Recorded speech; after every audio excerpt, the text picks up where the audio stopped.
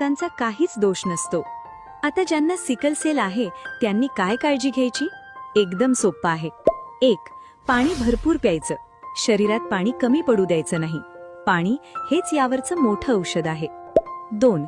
जास्त कडक ऊन आणि कडाक्याची थंडी या दोन्हीपासून लांब राहायचं। 3. सकस जेवण, हिरव्या पालेभाज्या आणि फळं खायची। आणि 4. डॉक्टरने दिलेली गोळी रोज घ्यायची।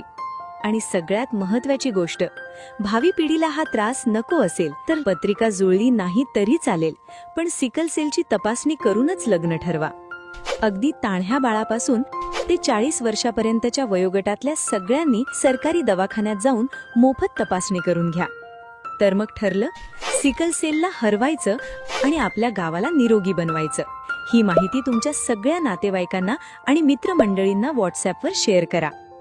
आरोग्याच्या अशाच महत्त्वाच्या गोष्टी सोप्या भाषेत समजून घेण्यासाठी आपल्या चॅनलला सबस्क्राईब करायला विसरू नका।